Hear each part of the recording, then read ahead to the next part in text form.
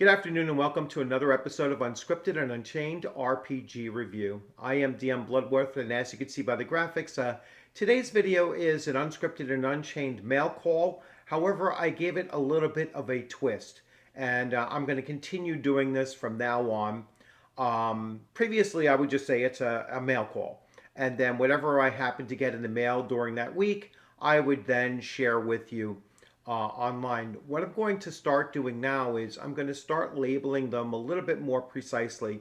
And so if you see Old School Revival, you'll know that I'm revealing what I just got in the mail from games that are older than um, let's say 1990.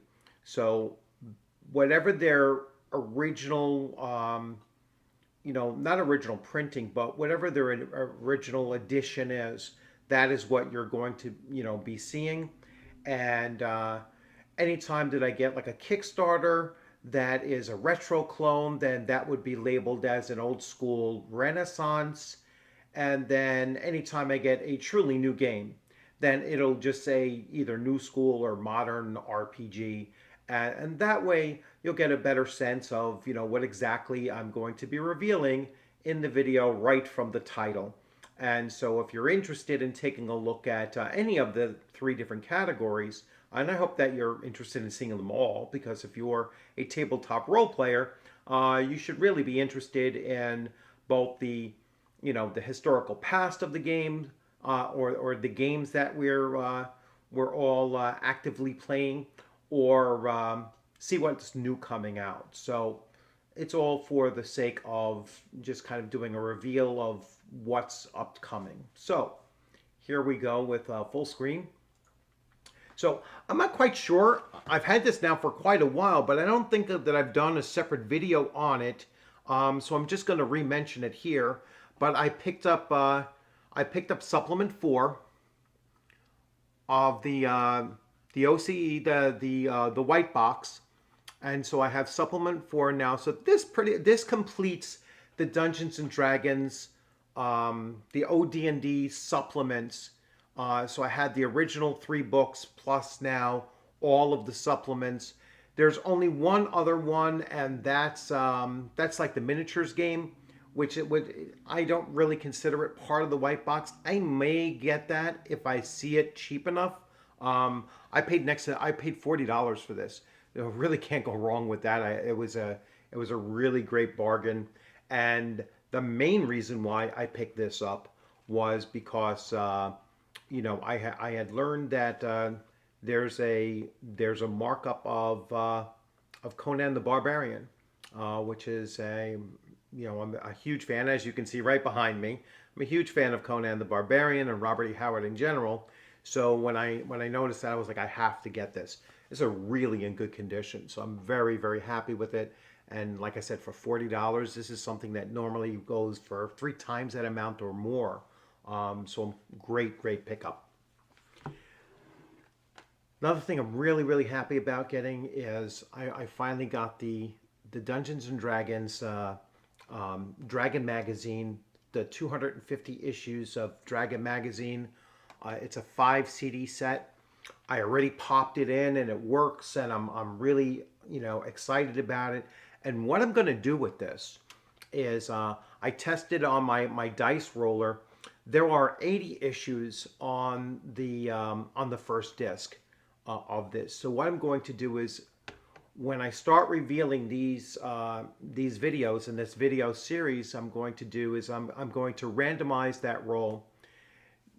Whatever comes up, that will be the issue that I'm going to showcase that week. I am then going to go through the table of contents and pick the most prominent name. Now, of course, that might always be Gary Gygax, and so I'll make sure that I mix it around and pull some other authors of articles, beforehand. I know that Leonard Lakofka and Roger Moore and Gary Gygax are the most frequent ones in there. Ed Greenwood, and so I will try to mix it around, but I also want to keep it fairly random. And so when you see those videos, it's going to be Unscripted, and I don't even know what's going to come up. And the only thing I'll make sure is that we don't duplicate from one to the next.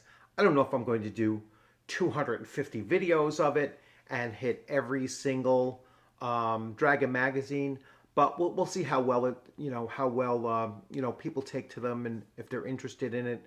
And then if you want, you can ask me to focus on any particular article now that I have them all, so I can always dig into it and pull out particular articles. So that's going to be a whole new series on this channel, is just focusing on Dragon magazine. So really excited about that.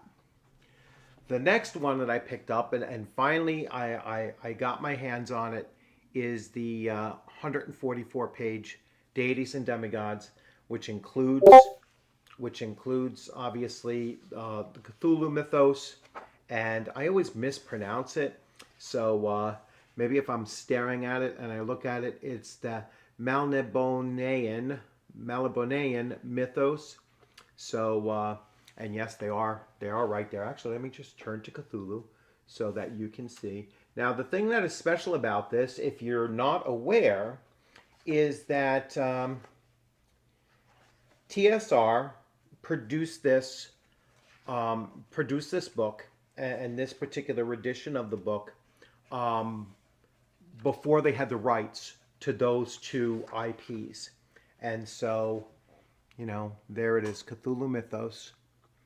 And the book is in really good condition. I mean, there's a couple of things, like there's a name stamp on it, and there's a little bit of discoloration that looks like a water discoloration here, and then in the back there's a slight same kind of discoloration.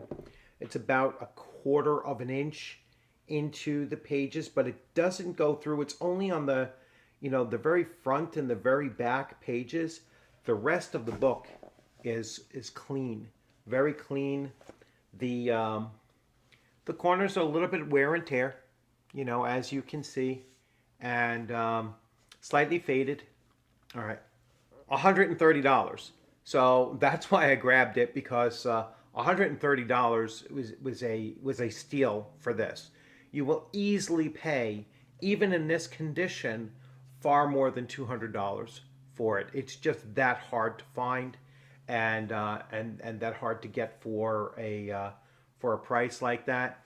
The person who sent it to me was like, I think he was really concerned about this color, discoloration that you see, but it literally does not go through the entire book. It's just mostly on this back portion, and even lighter on this front portion. So and a name stamp in there is not anything I'm concerned about. So impressed am I with this and the general condition of it, and the fact that I finally have it, is that I'll probably keep the 128-page one as well, since they both fit on my shelf, and now I'll have both versions of it. But I might actually use the Cthulhu Mythos in possibly even in my current campaign. I may use the Cthulhu Mythos just to change it up and to really utilize something that's that hard to get.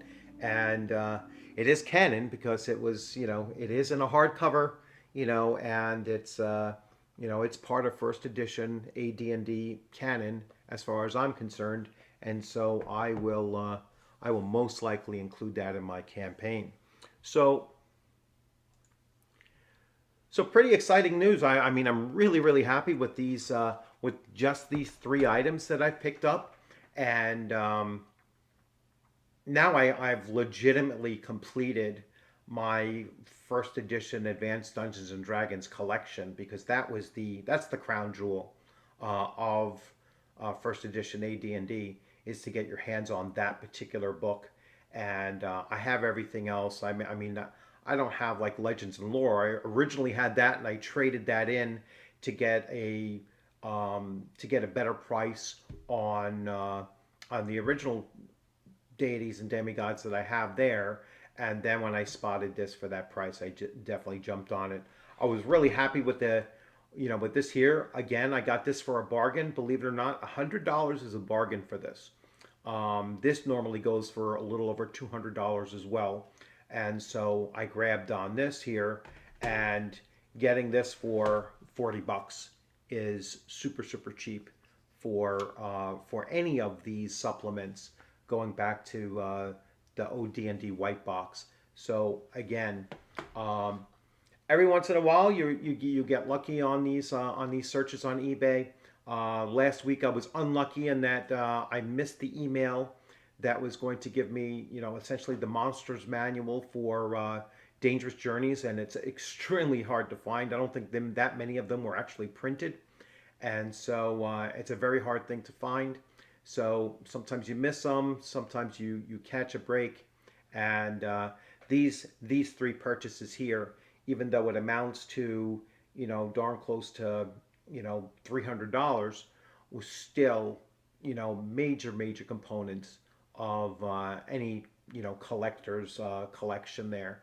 And if you're a big fan of old D&D, like I am, then these are important pieces of gaming history to have in your collection, and I certainly intend to utilize them as well. So I will take a look at them, and I will use them, and especially the